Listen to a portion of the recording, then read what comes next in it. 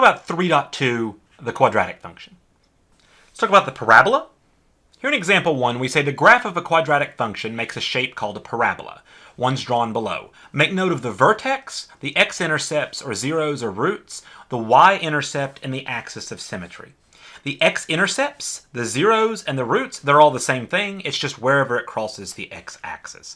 So if we look down here, we can see pretty clearly that this is a parabola, and it makes a bowl shape. It can either open up, be concave up like this one is, or it can be concave down and look something like that. Either one is fine.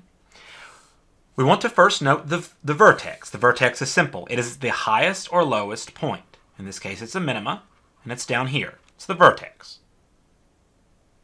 The axis of symmetry is just the line that goes through that vertex.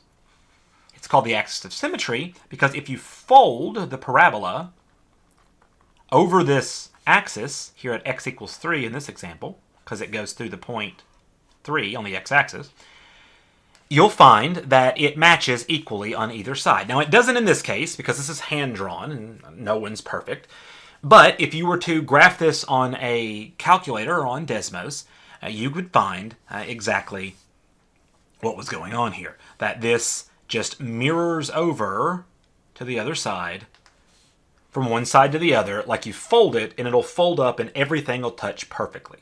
So that's the axis of symmetry. The x-axis is crossed by the parabola, and at those points, we say that those are x-intercepts. One of them is here at 0, 0. The other one is over here at 6, 0. So that is 6, 0, and 0, 0 are the x-intercepts. All right? And then, of course, the y-intercept is very simple. It is right here also. It's where it crosses the y-axis at. The y-axis being the vertical axis, of course, this one, and it crosses at the same spot here. So this is also the y-intercept. And that's basically everything you need to know about a parabola. They look exactly the same. We can stretch them, we can flip them, but if you want to go on Desmos for a moment and play around with any function squared, or to any even power actually, it's going to end up looking like this. In particular, today we're talking about the quadratic, and when you think quadratic, just think, well, square, squared, quad, 4 sides, square, that's where all that comes from. Let's move on. So our first definition here says, for the general form of a quadratic, it says that the general form of a quadratic for a, b, and c being real numbers with a not equal to 0, that is a, b, and c are any real numbers, not complex numbers, any real number, and a not equal to 0 is just f of x is ax squared plus bx plus c. You've seen this before. If your a is positive, and that's how you read this, if a is positive, the parabola opens upwards. If a is negative, the parabola opens downwards, so we can think about it that way. If it's positive here, if it's negative here, if it's less than 0, it's negative. If it's greater than 0, it's positive, obviously. So a, just like in the general form of a function, you get that a tells you how it is flipped. The axis of symmetry is given by negative b over 2a. So x equals this will be exactly where the axis of symmetry is at. The zeros of a quadratic, or the x-intercepts, or the roots, it's all the same thing, are given by the quadratic formula. Namely, x equals minus b plus or minus the square root of b squared minus 4ac all over 2a. You've seen this thing before. If you haven't committed it to memory yet, commit it to memory. How did we get this? Where do we derive this from? Well, we just do a little operation called completing the square to solve this equal to 0, and it will give you this exactly. If x1 and x2 are the zeros of the quadratic, that is, the x-intercepts of the quadratic occur at these 2 points, then the x-intercepts are these points x1, 0, and x2, 0. So the zeros are the x-intercepts. That's all this says. And the last thing down here. To find the vertex of a quadratic given by f of x, you find minus b over 2a. That is, the axis of symmetry. That is, the vertex. The vertex, this is the x-coordinate of the vertex. The vertex lies at the point whatever that was. Notice that these are exactly the same thing. And then f of whatever that was. And that's it. So, take a moment and write this down. You need to have this written down so that when we go over it later, you can see the things that I'm referencing. So, let's move on and look at the next example. Here in example 2, we're given the quadratic f of x is 2x squared minus 4x plus 3. We need to state which way it opens, its axis of symmetry, its zeros, its x-intercept, its y-intercept, and its vertex. Then use this information to roughly sketch a graph of the function. And when I say roughly, I mean roughly. All right? So,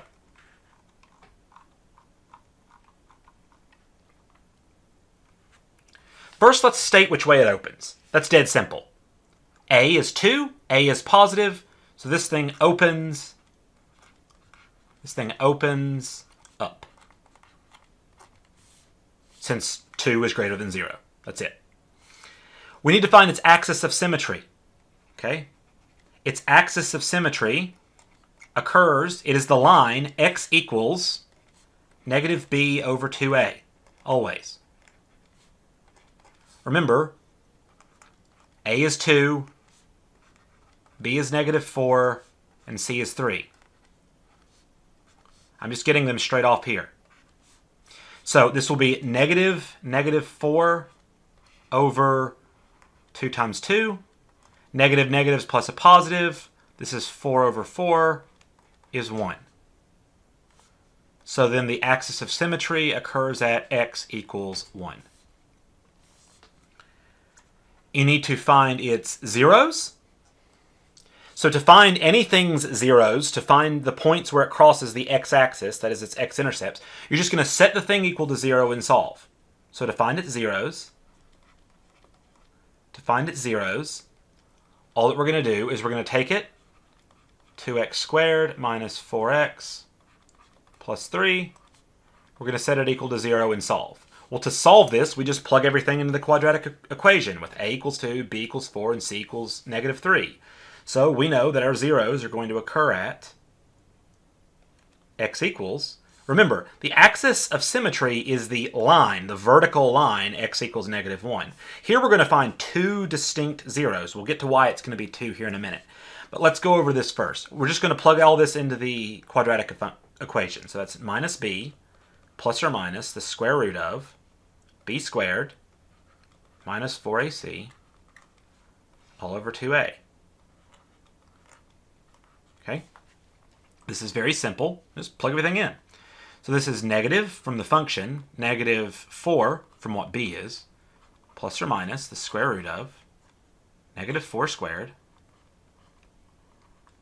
minus 4 times 2 times 3 all over 2a, so 2 times 2. Okay. So this is very simply just 4 plus or minus, and then underneath here, we'll try to do as much as we can. Negative 4 squared is 16. 4 times 2 is 8. Times 3 is 24. So this will be 16 minus 24 all over 4. So this is very simply 4 plus or minus the square root of 16 minus 24 is 8. Negative 8 in particular. Negative 8 over 4. Which is going to give us, well, let's come all the way back over here and continue. This is going to give us 4 plus or minus the square root of negative 8. We actually did this in the last section. The square root of negative 8 is just 2 times the square root of 2 times I. That is, I'll come up here and do it. The square root of 8, the square root of negative 8, is the square root of 8 times the square root of negative 1, which is just, the square root of 8 is 2 times 4, the square root of 2 times 4, so you end up getting, the square root of 4 was 2, the square root of 2 is 2, square root of 2, and you get I here. All over, well, 4, because 4 is on the bottom.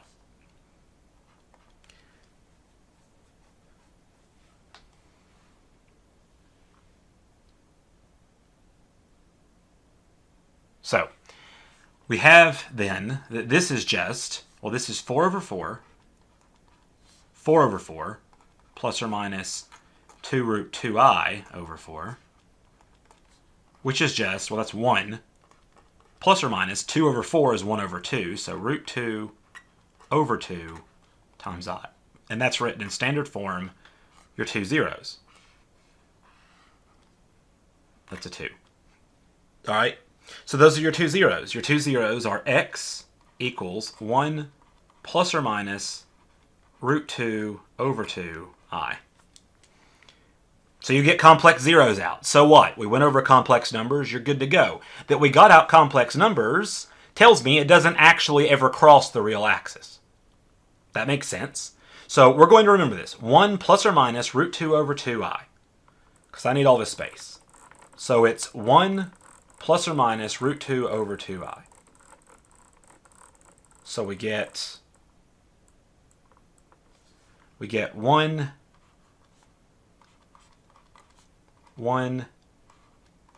plus or minus root 2 over 2I. So 1 plus root 2 over 2I, 1 minus root 2 over 2I. Those are your two zeros. So they don't actually ever touch the axis because you get out imaginary numbers. That's what happens. So we'll see that in the picture in a second when we sketch it. We're asked to find its zeros. We're asked to find its x-intercepts. That's easy. Since this isn't a real number, it's a complex number, our x-intercepts occur, well, they don't. There are none. Because this is complex. If you just got like x equals 1 and 3 as an answer for whatever reason, then your x-intercepts will be at 1, 0, and 3, 0. That's just straight out of the definition. Our y-intercepts, super easy to find. Y-intercepts, so x-intercepts you set it equal to 0 and solve. X-intercepts you set it equal to 0 and solve. Y-intercept you plug in 0. That is, you find f of 0 if this is your f of x. So this is just 2 times 0 squared minus 4 times 0 plus 3. And obviously the first two terms die in a fire and you get out 3. Well, since you get out 3, your y-intercept must be 3, right? No, not quite. What that means is your y-intercept occurs at the point 0, what you plugged in, 0, comma, 3, what you got out. That's the y-intercept, is the point 0, 3. X-intercept is a point, y-intercept is a point. That is, intercepts are points, so give me points as answers. That's what I'm looking for. We also need to find its vertex, and we're done. Well, the good news is we've already found the axis of symmetry. So its vertex is just going to occur at whatever this is. Its vertex is going to be the point. Whatever this was, the axis of symmetry, so 1, comma, f of 1, is going to be the point. So we just have to figure out what f of 1 is. So this will just be the point 1, comma, and then I'm just going to plug in 1 to this function up here. F of x is 2x squared minus 4x plus 3. So this will be 2 times 1 squared minus 4 times 1 plus 3. So this is just going to be the point 1, comma. 1 squared is 1, 4 times 1 is 4, 2 times 1 is 2, so 2 minus 4 plus 3 is 1. That's it. 2, you can essentially just ignore the 1s. 2 minus 4 is negative 2, plus 3 is positive 1. The vertex occurs at 1, 1. So if we're going to sketch this, it'll look something like this. We know that it opens up. We know that we have to go to 1, 1 and put a vertex. We know that it opens up. We know that it doesn't touch the x-intercept. And then that it doesn't touch the x-axis. And we know that it has a y-intercept at 0, 3. So we're going to have to go up here to 3. Probably extend this some more. So let's go up here to 3. Let's try to space it out evenly. So about that much further, then that much further. And that'll be 3. That's 2. We know that it has a y-intercept up here. And so your function is going to look, that's all the key stuff, your function is going to look, and it's difficult to do this, but just roughly sketching, something like that. That is a rough sketch of the parabola that we're dealing with now. 2x squared minus 4x plus 3. We have everything. Its zeros are complex, which means that it has no x-intercepts. It touches the y-axis at 0, 3 right here. Its vertex is at 1, 1. That's this point right here. And that's everything that we needed. The axis of symmetry that we found, I'll even do it in this same color, blue. The axis of symmetry is this dotted line right here. And overall, that's a rough sketch of what we're looking at. Now this is a rough one. This is about as hard as I could give you, because doing the quadratic equation to get out this as an answer is sort of rough. But I wanted to make sure that we got a complex answer for this, which is why I gave this as an example. That's the reason we went over complex numbers, so that you can make some sense of this. And if you've done all the practice that you needed to do before you came and watched this, you should be good to go with this. If you're not, go back and do some more practice on simplifying and looking at complex numbers and writing them in rational form. And when I say rational form, I mean perhaps like this, or just in standard form in general. That is a plus bi. Anyway, let's move on to the next example. So let's talk about the domain and range of a quadratic. The domain of all quadratic functions is all real numbers R. The range of all quadratic numbers depends on the sign of a. If a is greater than 0, a is positive, and the range is f of negative b over 2a to infinity. If a is less than 0, a is negative, and the range is everything from negative infinity up to that point. That's it. Remember, f of this point, this is where the axis of symmetry happens. This is the actual height of your vertex. F of negative b over 2a is the height of your vertex. So it makes sense that depending on if it's positive, your range, let me draw this, x, y. Your range is going to look like this. Well, this right here has a height, that is this height right here. This height is f of negative b over 2a, like that. So it makes sense that your range is going to be everything from here up, right? That makes some sense. And then in the other one, in the other example here, if a is negative, that is you have something like this, for example, then this height is still given by f of minus b over 2a. And it makes sense that your range would be, that is, the values you get are all the values from down here at negative infinity, all the way up to and including that point. That's your range, the y values. So that should make some sense. So let's look real closely at this example here. It says, find the domain and range of the function f of x is 3x squared plus 4x minus 3. The domain, I'll even write it up here. It's so easy. The domain of f is all real numbers. We're done. That's it. It's always like that. The domain of any, this is a polynomial, so the domain's all real numbers. It's a quadratic and specific, so it's all real numbers. I say quadratic up here. It's in fact all polynomial functions, of which this is just one example, has all real, you can plug in anything you want to. It doesn't matter. Now let's find the range. So the range is simple. The first thing we do is we look at a. A is right here. It's 3. A is positive, so it's going to look like this.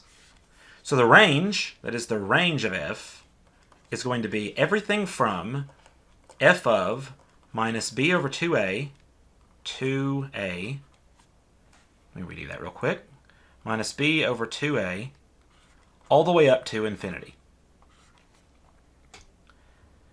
So this is just going to be, it's going to look like this. So let's do a little bit of math. Let's figure out what f of minus b over 2a looks like. So this is going to be f of, or we're going to need to know what minus b over 2a is. So we're probably just going to want to figure out what that is real quick. Let's do it up here. Minus b over 2a, for this specific example down here, is minus 4 over 2 times 3.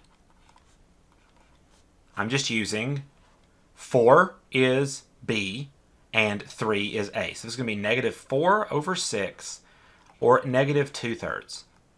So we're going to plug in, this is then f of negative 2/3, which is just 3 times negative 2/3 squared plus 4 times negative 2/3 minus 3. So we'll come all the way back over here, and we'll do this math real quick. When you square a fraction, you square the top and you square the bottom. That's it. So this is going to be 3 times negative 2 squared is positive 4. 3 squared is 9. Plus, this is just 4 over 1 times this fraction. So we just multiply top times top. 4 times negative 2 is negative 8. 1 times 3 is 3. Minus 3. And then we can do some math with this first part here. We can notice that 3 times 4 over 9 is just 12 over 9. Plus a negative is minus 8/3. Minus 3. And then the very last step here is just to figure out exactly what it is that we're trying to do here, which is just get together like denominators and whatnot. So we can do a little bit of rewriting here real quick. You'll write it in another step, but watch this. 12 over 9 reduces to 4 over 3. So we could just as easily have went back in time and written that as 4 over 3 minus 8 over 3. And then we can write minus 3 as minus 9 over 3. It's the same thing. 9 over 3 is just 3. And we did that because now we're going to get an answer that's over 3. 4 minus 8 minus 9 more. So 4 minus 8 is negative 4 minus 9 is negative 13. So we get negative 13/3. So then the range of our function is just from negative 13/3 all the way up to infinity. And that's our range. That is, we figured out what f of minus b over 2a is. So figure out what minus b over 2a is. You need it a lot when you're doing this. And then just go through and do the rest of the math. That's it. What about the vertex form of a quadratic? The vertex form of a quadratic is v of x equals a times x plus h squared plus k, where h and k are real numbers, and hk is the vertex.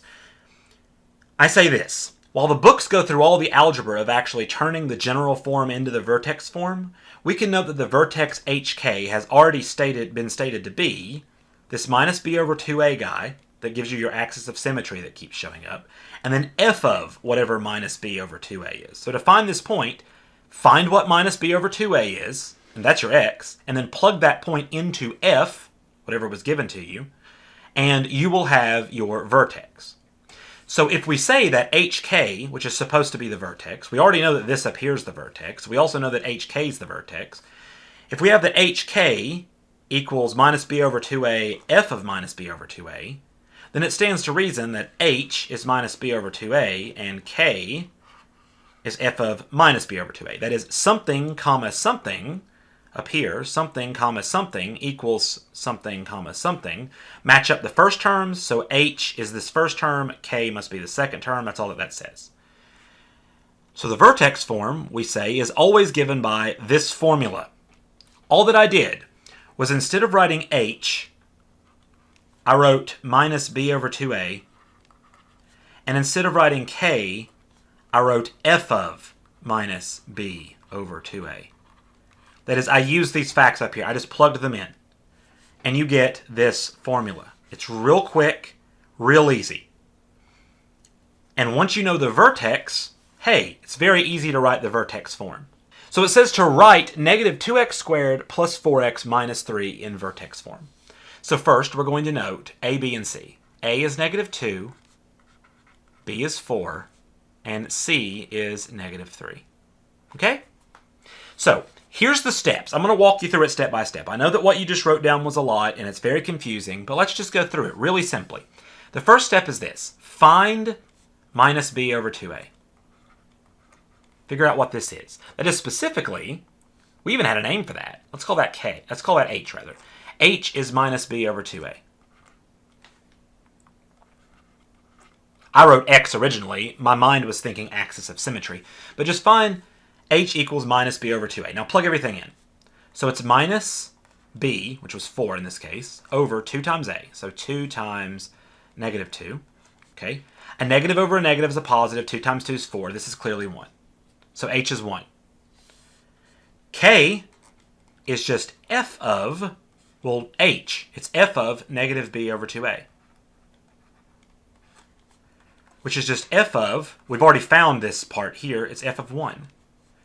F of 1 is negative 2 times 1 squared plus 4 times 1 minus 3, which is negative 2 plus 4, which is 2 minus 3 is negative 1.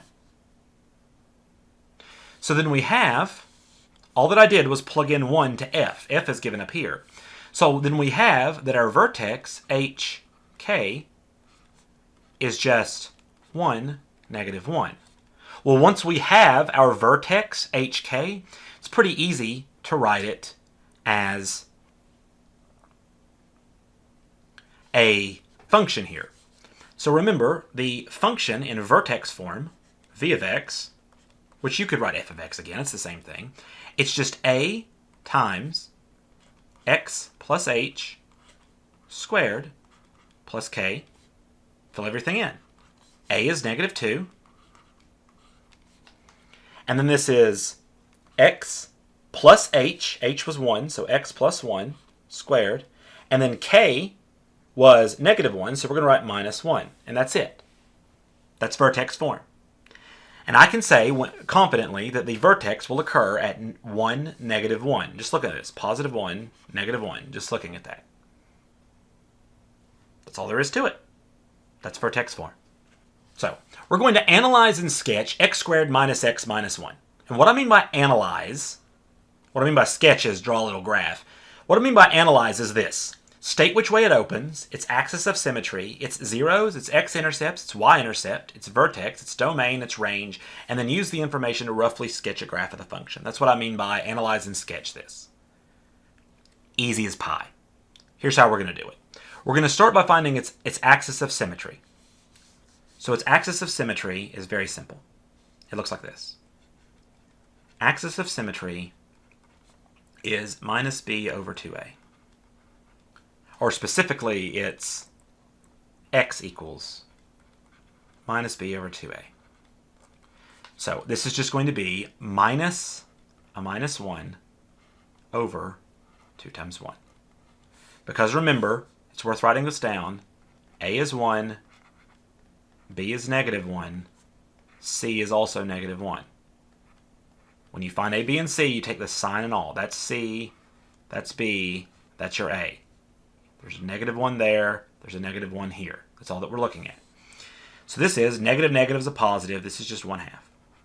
So that's it. Your axis of symmetry is done. It's x equals 1/2. We also have the h in our vertex now. This is also h, 1/2. Right? It opens up because this is positive 1 in front of our x squared. A is greater than 0, so it opens up. I need to find its zeros. So it's zeros.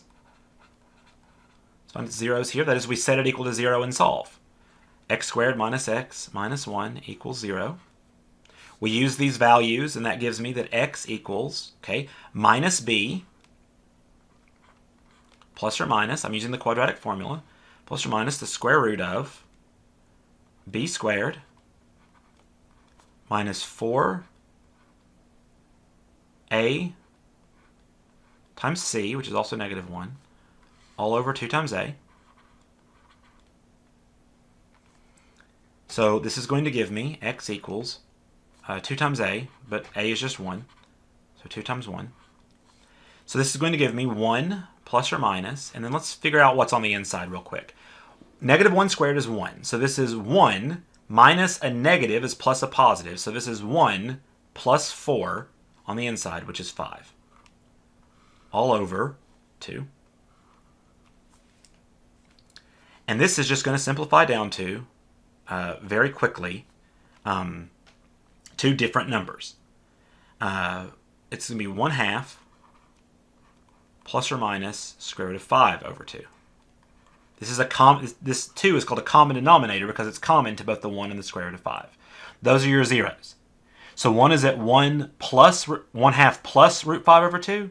The other one is at 1 half minus root 5 over 2. And you're actually, if you want to, fine leaving it just there. You found both of them. These numbers have a special name for it. This is actually the golden ratio.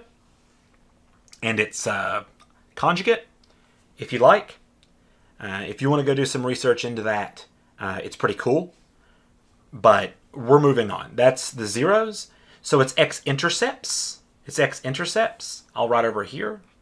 It's x-intercepts. Since this was easy, it's x-intercepts. Occur at 1 plus the square root of 5 over 2. 0. And 1 minus the square root of 5 over 2. 0. That's the two x-intercepts. You found them from the zeros. Its y-intercept is super easy to find. Y-intercepts are always easy to find. You just plug in 0. So you find f of 0, which is 0 squared minus 0 minus 1. So you get negative 1. So it's y-intercept, which we'll write over here in the list. Its y-intercept is very simply the point 0, negative 1. If you want to find this thing's vertex, I'll do its vertex in red. Its vertex I'll do over here. Its vertex is very simply the point, and we've already found it. I'm going to come grab this point from my axis of symmetry. It's the point 1 half. F of 1 half. So we're going to write that down, and I'm going to do it temporarily down here, and then I'm going to erase this. So you keep it written somewhere. I'm going to write it. I'll need the space in a second. But let's do its vertex. Let's figure out what f of 1 half is, because I need to know what that is. F of 1 half is 1 half squared minus 1 half minus 1, which is 1/4 minus a half minus 1, which is, write everything as fourths. 1/4 minus 2/4 minus 4/4. Easy enough. 1 minus 2 is negative 1 minus 4 more is negative 5/4. So we get negative 5/4 when we do all of this. So the vertex is the point 1 half negative 5/4. That's all there is to that. So we will write that over here. It's 1 half negative 5/4. I need all this space back, so we'll erase all of this. But it's 1 half negative 5/4. So we'll write that over here. The vertex is the point 1 half negative 5/4. That was the vertex. Need to find its domain. So the domain of f is all real numbers. It's really easy. The range of f. A is positive. You just look at this. A is positive, so it opens up. So it's going to be everything from a number to infinity. This number right here is this number right here in the vertex. We've already found it.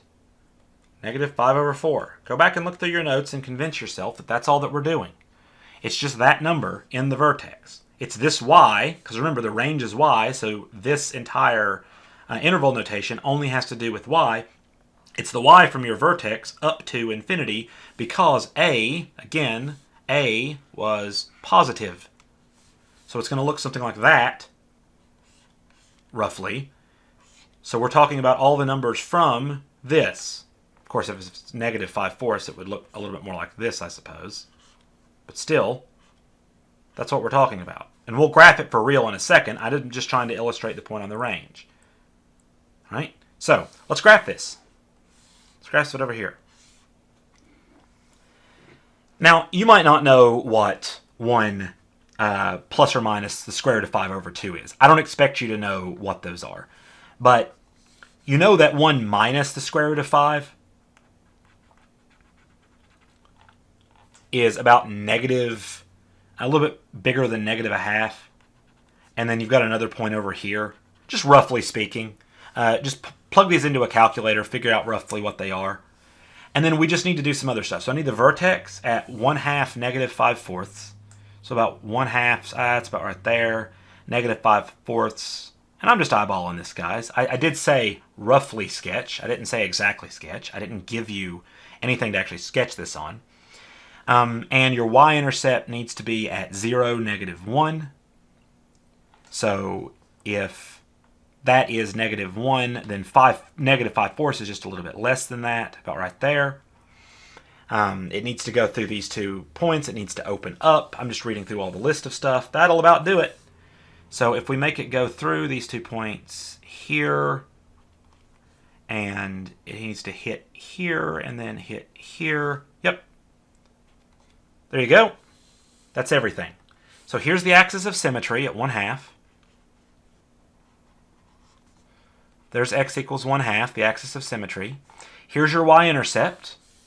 Your y-intercept at negative 1. You have your x-intercepts at 1 minus root 5 over 2. 1 plus root 5 over 2 is your other x-intercept. Your vertex is sitting down here at the point 1/2 negative 5/4. So this was negative 1. A little bit less than that is negative 5 over 4. These are your 2 points. These are your 2 x-intercepts. If we call this x-intercept, we call this x-intercept 1, and we call this here x-intercept 2, because they're kind of nasty to write, then this is x-intercept, this one is 1, and this is x-intercept 2 here. But that's everything labeled. And this is another nasty one. So this is another way that this can end weirdly. Getting some weird number like this, we'll just get it as a decimal and approximate it. The main takeaway from this is how to actually do all this. And you may notice rather that these numbers, this 1/2, this 1/2, and this 5/4 that you get out, end up showing up in a lot of places. That is, finding the vertex is kind of the big deal in all this. Everything else kind of flows out of it. So this is the process, and this is how to do it. We're going to do it a couple more times.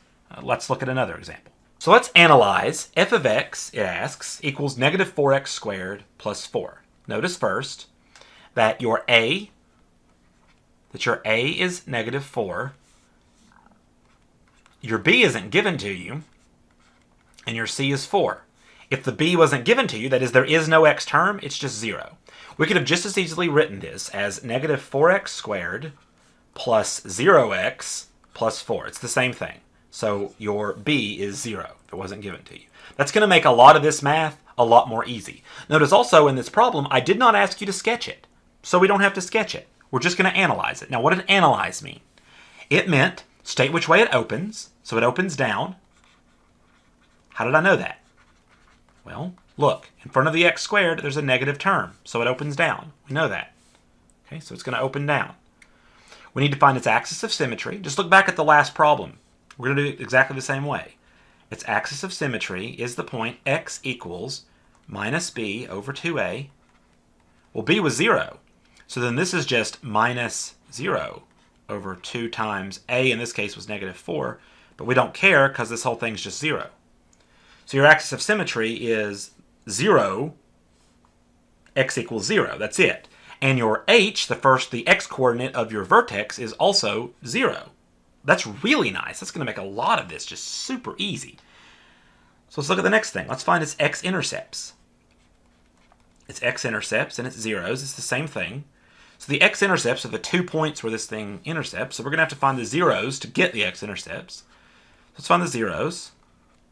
Okay, so we're going to set this thing equal to 0 and solve. Negative 4x squared plus 4 equals 0. Now, you might be tempted to just throw this thing straight into the quadratic equation. And you can. With b equals 0, it'll be super easy, barely an inconvenience to figure it out.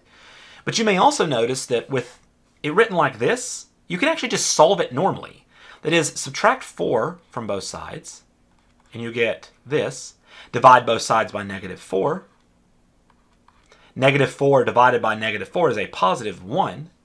And then you take the square root of both sides, and you get that x equals plus or minus the square root of 1. So x equals plus or minus 1, like that.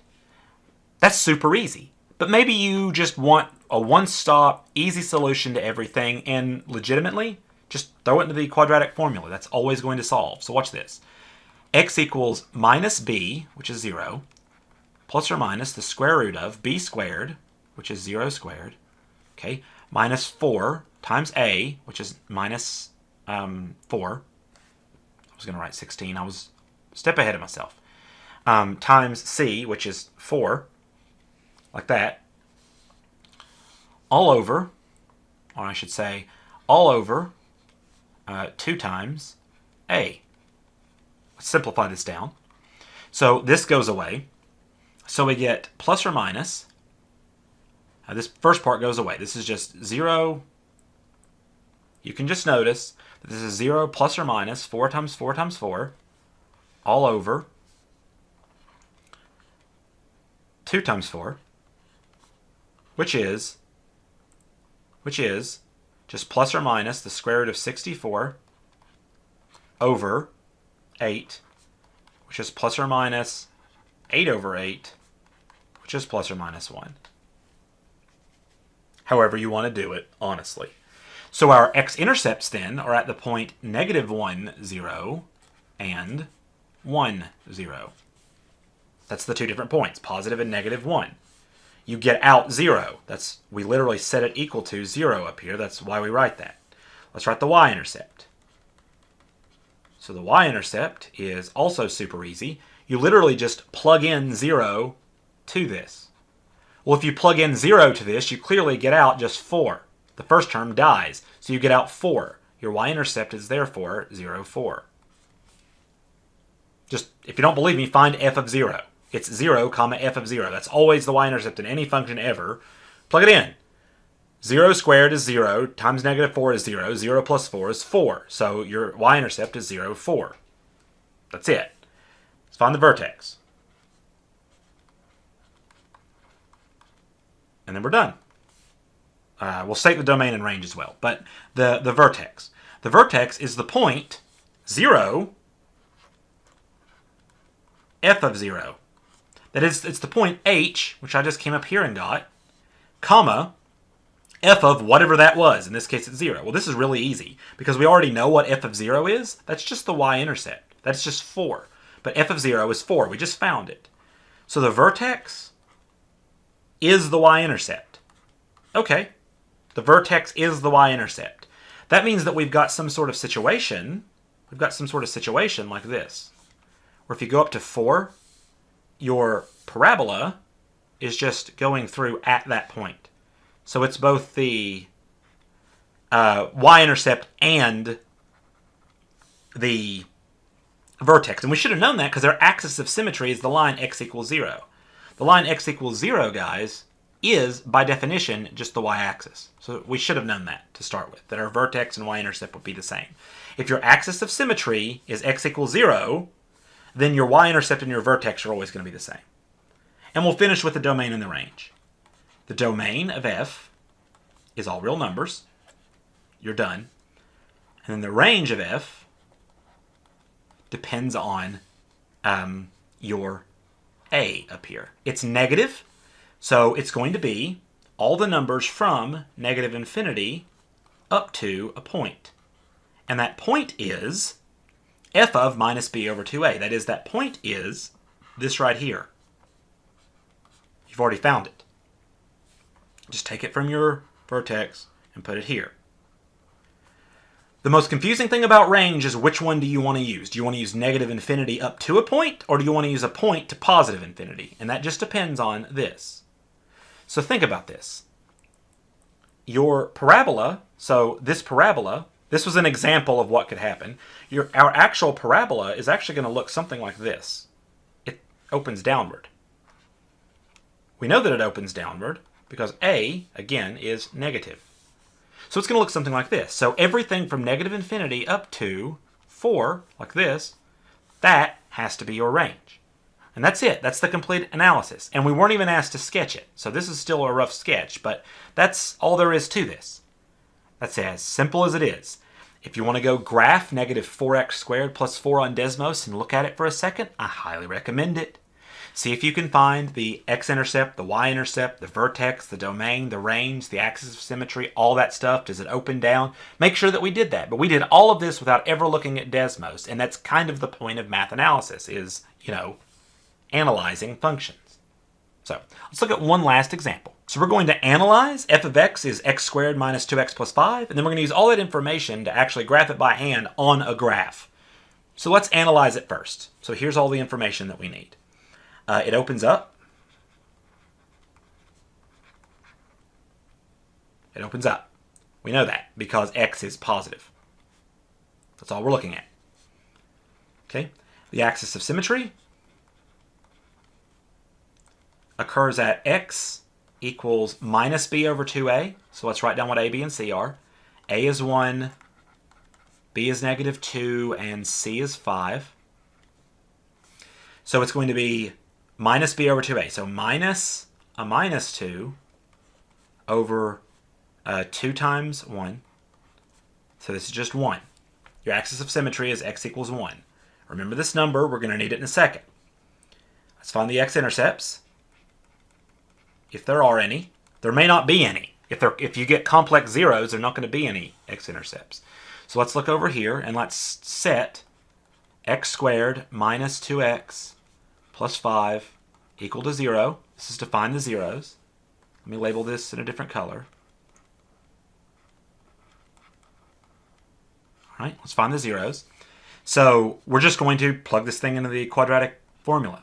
X equals, use these values, minus negative 2 plus or minus the square root of b squared, which is negative 2, minus 4 times 1 times 5, okay, all over 2a. So 2 times 1 in this case. This equals 2 plus or minus, and let's figure out what this discriminant is. The number underneath this is called a discriminant in the quadratic equation. This is minus 2 minus 20. So it's minus 22, oh boy, all over 2. So we know right now, right this very instant, that there are no x-intercepts because there's a negative under the square root in the quadratic equation. To finish finding the zeros, we would just finish doing the rest of this math. So by and large, let's see here, that's not going to break down into any kind of nice perfect square. So your final answer is going to be 2 plus or minus the square root of 22i all over 2.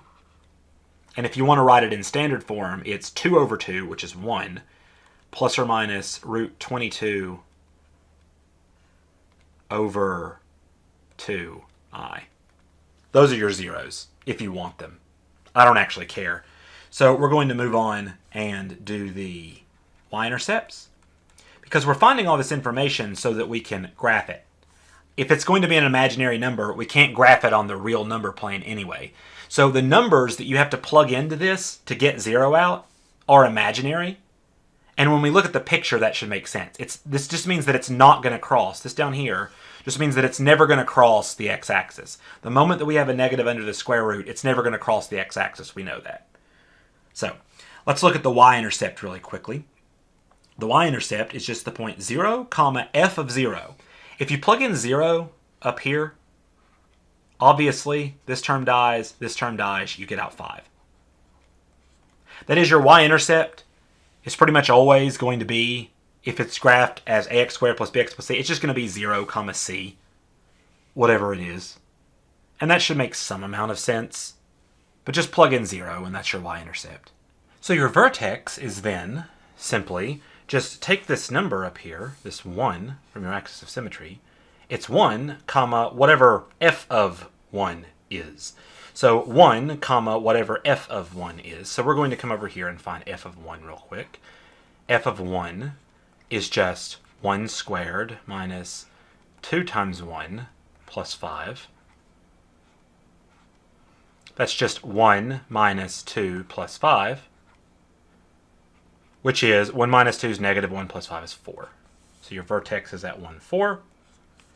And then we can finish out, your vertex is at 1, 4. And we can finish out the domain and range, the domain, which you don't actually need to graph anything, but it's nice to have. The domain is very simply just all real numbers, like always. And then your range is either going to be all the numbers from negative infinity to 4, or all of the numbers from 4 to negative infinity. And since your a is positive, it's going to be the latter. That is, it's going to be all of the numbers from 4 onward to infinity. So we're going to take all of this information and we're going to use that to actually graph the equation itself. So let's look at that with an actual graph. So here's an xy axis, and if we're going to graph this, we just need to know that our axis of symmetry is x equals 1. We don't have any x-intercepts. Our y-intercept is at 0, 5. So here's 0, 5. Our axis of symmetry is 1 here. So we can say x equals 1 right here. This right here is your axis of symmetry, roughly. And the only thing we need to know is the vertex. The vertex occurs at the point 1, 4, right here. So your parabola is going to look like, and we know that it opens up. So with this information, we just connect these two together, make this look vaguely parabola-shaped, and there's a good sketch. That's all that we need. Now, if you wanted to go in and you wanted to find f of 2 and f of 3 and f of 4 and f of 0, which we've already found, and f of negative 1 and f of negative 2, and put those points in and then connect them a little bit nicer, that would look fine. But overall, really, these are the pieces of information that you need. Really, you just need the x-intercepts, the y-intercepts, and the vertex. Now, there are no x-intercepts. This graph up here, never actually touches the x-axis at any point, which is why you get complex roots. And that'll finish us off.